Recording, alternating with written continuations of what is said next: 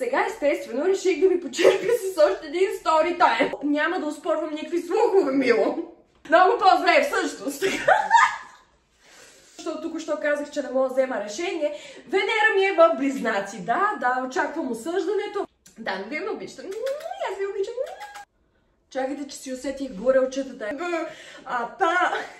О, някакъв гол човек ме гледа. Мила! Мила, някакъв гол човек ме гледа на терасата, е кино от Компрахендис.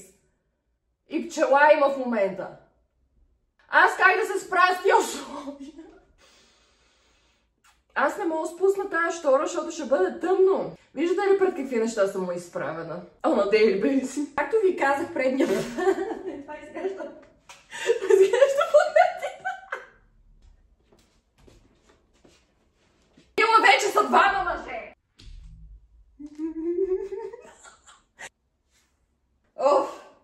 Мила, аз не мога да не снимам в момента, затова не затваря вратата, защото Мила в момента ще е много страшно. Добре, аз просто е така, защото те са малко по-далече, ще изглежда се едно просто си седя. Да, сега ще ви дам още един стори тайм. Сега реших да си запазя якото облекло за утре, за утрешния влог, за влога като цяло, защото днес ми дойдоха някои неща. И утре ще ги анбоксваме и ще направим утре влога, както ви казах и предния път, нали, че ще ви кажа какво ще се случва. Сега естествено реших да ви почерпя с още един стори тайм. Предния път беше само за един ден, сега ще е стори тайм за цяла седмица. Ще съм си скъпана коса, всичко ще е прекрасно, Мила. Всички ще се сетят, че... Не, Мила, в момента не съм готова. Стойте, ще прочета. Добро утро. Мила, 3 часа е. Аз съм по-бяла от стената, Мила. Нищо, това ще го промениме. Утре ще снимам другия влог, за който ви обещах предния път в момента. Защо трябва да има облаци в момента? Малко се натъжих, ако трябва да бъда честна. Тук ще си оправя.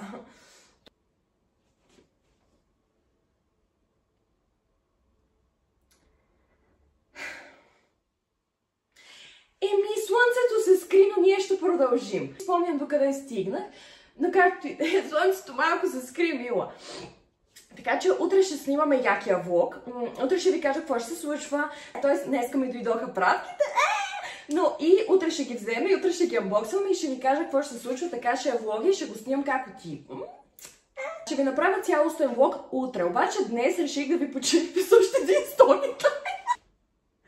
Този път не е само за един ден, Мила. Този път ще е стори тайм за цяла седмица, Мила. Аз не знам защо реших, че съм толкова смела, че аз мога да дойда тук да снимам без дезодорант, Мила. Ето това няма да може да бъде обличано втори път, повярвайте ми. Един път и няма да си сложи дезодорант. Да слушайте сега какво стана. Слънцето няма нещо да се появи, но това няма да ни спре, Мила. Поне направих тъмнела, докато беше слънце. Какво става? В тази една моя прекрасна седмица, както винаги. Вие знаете и от предния влог, вие много се изкефихте на този стори тайм. Това реших да има още един стори тайм. Те историите просто не спирате.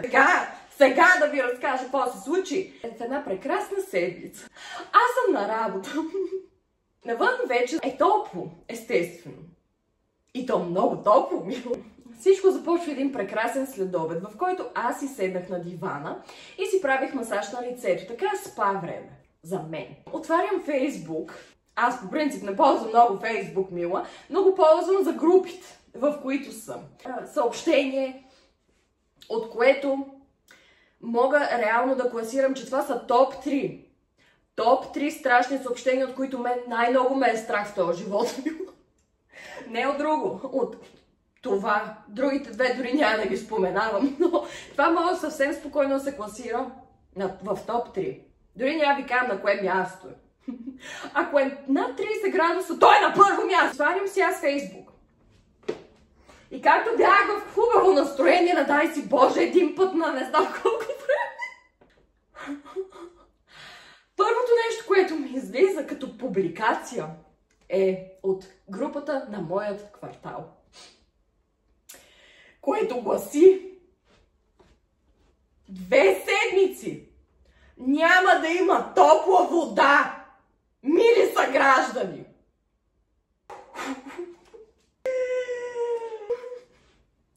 Буквално ми се губят моменти, като го прочетох това съобщение. Навън е 30 градуса.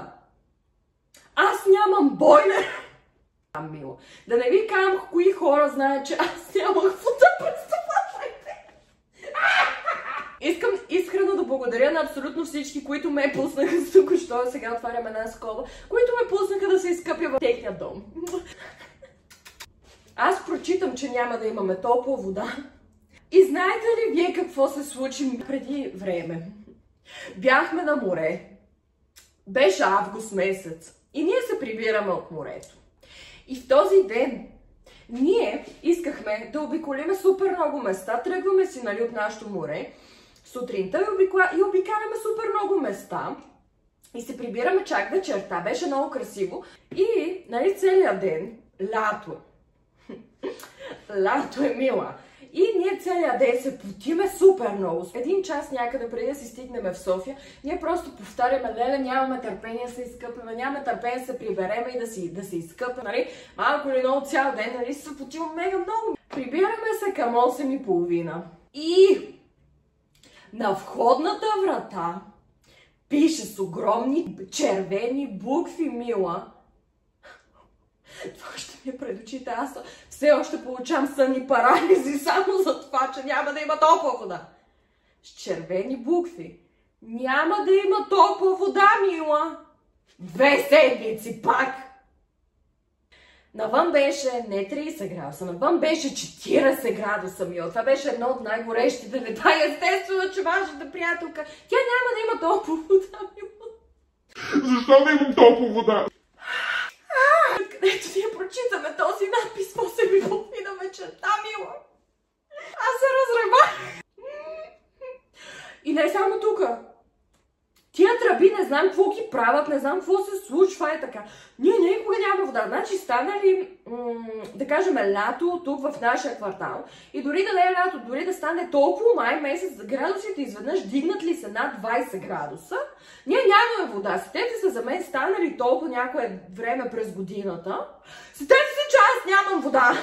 Като стане толкова, реша: не, няма да има топла вода, мила. И в 8 часа ние си стягаме абсолютно всичко. Си взела цялата скинкер рутина. Взела съм 1000 кърпи, 1000 гащи, 1000 дрехи. И седа на предната седалка. Не съм шофьор, както ви казах. Добре, ще ви сникпикна малко, защото утре ще ви разкажа за това. С ето толкова кърпи. И дрехи, и гащи, и какво ли още не. И тръгваме да отидеме да се къпим при някой квартал, при някой, който има вода лятото, примерно. И откъдето, както отиваме, нас ни спира патрулка. И полицая ме гледа.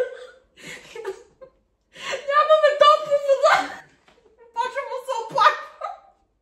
Полицая му стана лошо, мила. Сега като го прочетох това, няма да има топла вода. Мила, аз да не ти кажа, че аз бях на работа. През това време аз... The mat is not matting, мила, за никой. На всичкото отгоре, както ви казах, аз не съм шофьор. Седмицата не свършва до тук, мила. Не. Както знаете, аз не съм шофьор. Все още. Аз ходя на работа с градския транспорт, мила. Изведнъж започнаха протести за градския транспорт. Изведнъж градския транспорт спира. И аз съм... Какво се случва? Изведнъж във фейсбук групите с Еволата, нали беше: хора, аз тръгвам от еди колко си часа за работа, ще мина до еди къде си, ще стигна до еди къде си, който иска, нали, нека се качи. Аз съм... Топофикацията просто ми е блокирала номера, мила. Просто звъннах и: мила, какво става? Защо всеки път? И жената естествено няма нищо общо с това. И не само там я блокира номера, но как и да е, моят номер е много скандален. И още много неща ставаха през тези 2 седмици, но не, аз не мога да ги разкажа. И още много неща ставаха през тези 2 седмици, мила. Пак казвам, някои от вас знаят, близките ми знаят, обаче не мога да ги разкажа. И след това, знаете ли какво се случва? Аз можех да си взема душ след това. Цялата буря, която се случи, докато аз нямах топла вода, беше един път. Слушайте сега какво се случва на третия ден, в който ми спряха топлата вода. Аз ходя на лазерна епилация. Знаете ли какво става? На третия ден от това вашата приятелка да няма топла вода, получава известие, че на днешния ден тя трябва да отиде на поддръжка на лазерна епилация. И аз го чета това във Viber и бях... Но слушайте сега, не беше проблема аз къде да се изкъпя. Беше проблема аз. Колко бързо мога да се изкъпя, защото... И откъдето... Аз... Както си пия кафето... Интересно. Аз живея в единия край на София. Моето студио за лазерна епилация е в другия край на София. Аз получавам това съобщение час преди часът ми. Аз имах час и половина да измисля къде да се изкъпя и още време да отида за часът ми. Аз имам един час и аз пак пиша на Таня с GTA емисия. Таня, слушай сега какво става, когато си пия кафето, нали?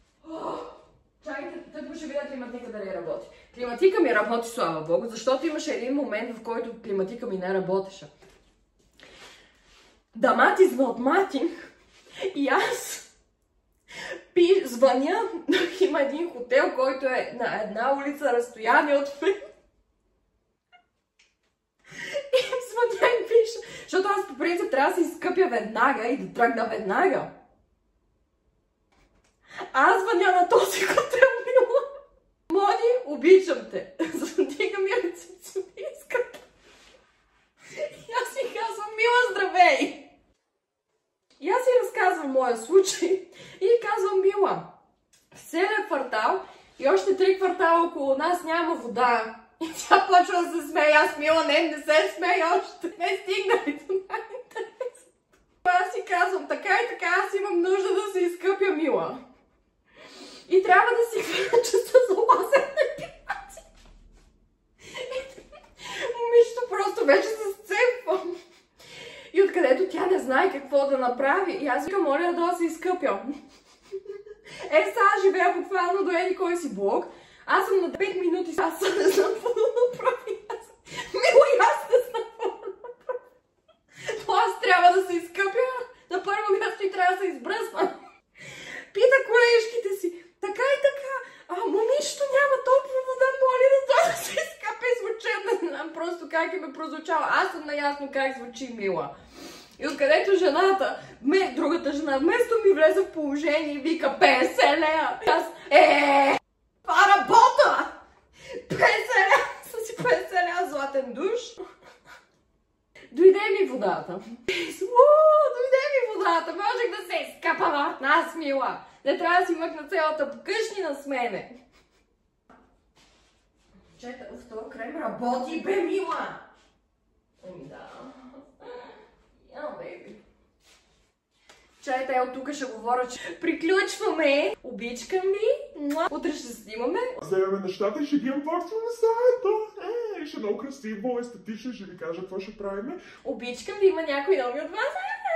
И вас ви обичкам. Казвам, харесайте това видео, абонирайте се, защото ви казаха всеки път да съм ютубър, въпреки че видеята са ми супер дълги, така че ако сте останали до тук, ви напишете едно цветенце, това пак. Вече съм потна.